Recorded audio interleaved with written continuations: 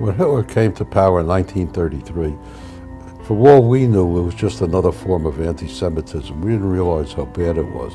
March 1938, all of a sudden my Gentile friends from school became my enemies. We really became aware of it when the Nazi Bund got started here. And they used to have meetings at a Bund. And of course what they would come up with is kill all the Jews, get rid of them, and all that stuff. And that's when we became aware of it. I was born also in Vienna, Austria. We lived in the same building that my husband lived in, a floor below, although we were children at the time. And we came to the States in '39. But I, as a kid, when we heard that there was a Bund meeting, we would cut Hebrew school. The first thing we did is, once they got out of sight, we punctured their tires. I mean, I recalled the joy I had of sticking a screwdriver into their tires. Then in August, my number came up. My parents took me to Le Havre, the port city in France, and I boarded the ship to come to America. We endured Hitler for about a year after the Anschluss, went through Kristallnacht, and finally were able to come to the States. One of the lesser known stories, and I don't even think Mrs. Wachtel knows I know the story, is that in the shadow of the Nazi rise to power, she was a young teenager and she went out to go raise money for Karen Adath Israel, and she was caught by the Nazis and Nazi sympathizers who turned her in.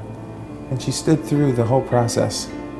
And when she was done, she walked out and she turned to her father and handed him all the money that she had raised. And he said to her, "Why didn't you turn the money in when they asked you for it?"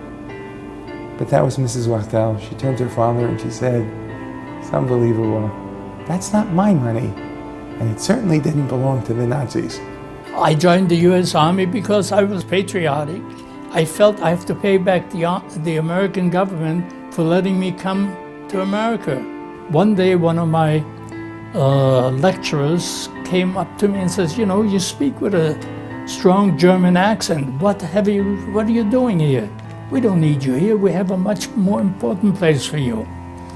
Well, at any rate, within days, I was shipped out and sent to Camp Ritchie. They taught us how to interrogate, how to recognize, how to maneuver around German prisoners. That was our job. I landed 3 days after D-Day on Omaha Beach. We landed in France, and as I landed with other compatriots, other soldiers, climbing down the rope ladder on the side into boats that took us to the actual coast of France, bodies swimming in the water, in the ocean, floating yet. Landing on the beach, there were bodies still all over, it was not cleaned up. the word came that the American army liberated Dachau and the British liberated a camp up further north in Germany. So I figured, let me see what it's all about. I took the Jeep, I went to Dachau, and it was a sight can't describe. When Hitler came around, first they took me to work in the city. Later on, they took me to concentration camp. This was very tough. No food, beating. You have to work very hard. And sleeping conditions were tough. Everything was very tough. Concentration camp is something which it shouldn't happen never to nobody. Words fail me because there were bodies all over. The people that were able to walk couldn't even walk. They were hobbling along. Their mere strength was just to see us and to jubilate that they finally see freedom.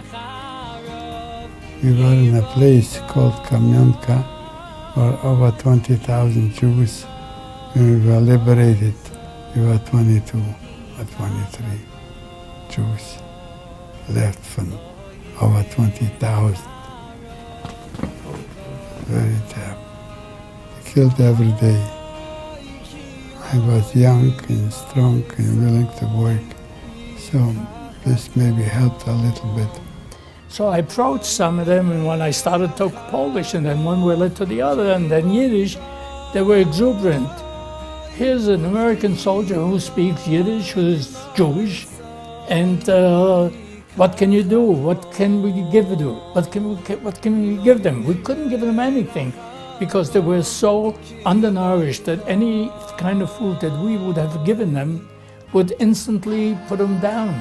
All right, after a few days, I befriended 3 of them, 3 Polish DPs. I set those 3 guys up, and eventually they became human beings again. One of them, it turned out later, was a silversmith in Poland. And out of gratitude, he formed a silver candlestick, 2 of them, silver candlesticks for me, and gave them to me as a present, being thankful for what we did for him. I think that's really what our shul is all about. Gemilas Chesed, selflessness, and grand community. I think that's what makes the Wachtels such special leaders about our community. From the youngest ages, they've always been able to really lead by example. Until today, I look forward to seeing Mr. Wachtel first in shul. Always a good word. And I think in many ways, that's what's great about the Pinskers also. I don't think it's a surprise that Yossi sits right behind Mr. Wachtel, picking up right where Mr. Wachtel leaves him a chance to go from, one right after the other. We're very grateful to be beneficiaries of the foundation that was laid by the Wachtels and others like them who have lived in the community for a long time. That's what the Pinskers are about. There is nothing that Yossi and Shaindy are not involved in. Everything that we do for the shul, whether it's sending emails, organizing programs, whether it's for the shul, the mikvah, or whatever else it is, we feel like it enhances not just the community, but our family. We're going to have continuity of a Jewish existence and a Jewish life. There have to be people who work towards that end. The mikvah, the school, the shul, every aspect of the shul. I think we're tremendously lucky that when we came here, the community was already a beautiful, wonderful community. I understand it is very difficult. Today people have to go to work, especially the women. And I admire the young people that can serve the community.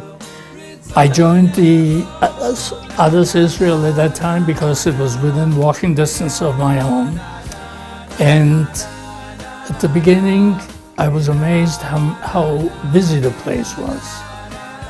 Adath Israel for Yontif had to put chairs along the walls to accommodate the influx of other people who are not members, who just want to come to shul, and youngsters. I think I remember Mr. Wachtel telling me that if not for certain efforts in the community, there wouldn't be a Chaver Kadisha. But in his true humble way, what he really wanted to let me know was, if not for his efforts, there wouldn't have been a Chaver Kadisha. Then we were debating where we were going to live when we were looking at different communities, and at about that same time is when Rabbi Schwartz came into the community. We said, wow, this can really be a great place. We have a new rabbi, a new dynamic rabbi, and his Rebbitzin, Tammy, and look, we were right. We're happy we made that decision because look how much the community has grown in that time. Rabbi Schwartz fell in like a perfect puzzle, the last piece of a puzzle. He invigorated us. He invigorated the Olim. Well, I am very pleased. When I first came, it was a question of how long it would last. It was not thought to have much of a future. And all of a sudden, week after, new faces showed up in shul. Where did they come from? Well, they heard about our shul, they heard about the yeshiva here, and they figured they move to Hillside Elizabeth to become part of our oiling. We love the closeness of this community. I love that I really know almost everybody in shul.